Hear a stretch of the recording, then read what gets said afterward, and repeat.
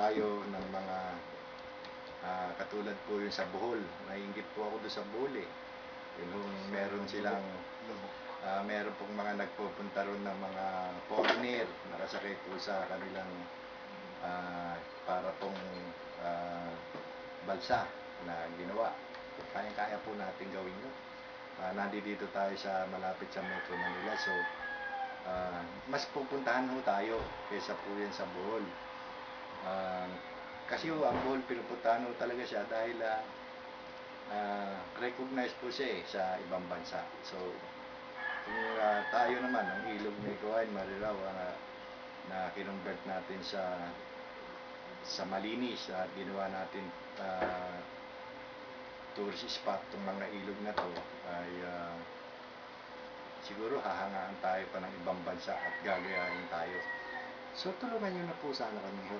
At kami po ay humihingi ng tulong sa inyo, sa lahat ng mga kapanood ng ating video. Pagtulong-tulungan po natin. Kung kayo man po ay sangay ng gobyerno, pagbigyan nyo na po kami. Huwag nyo na pong kami mamilit pa na humingi sa inyo ng tulong. Makikita nyo po ang aming website, www.virgin.pecopro. Pinaiksi lang po ito na Virgin Palm Eco Products. So yun po yun, virginpecopro.net. At makikita nyo po yung Guardians of Global Warming Foundation. Magkomento po kayo doon kung paano nyo kami tutulungan o paano nyo kami tutuyain. Kasi meron mga kaibigan kami sa tag na parang ayaw pa rin maniwala.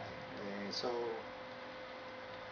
sana po wag na po nating tuyain ang aming proyekto.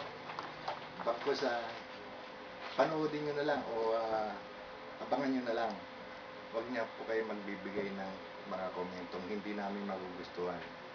At mahirap po kasi ito na lang po ang aming pinagmamalaki, itong mga proyekto namin para makatulong sa ating kalikasan at sa buong mundo.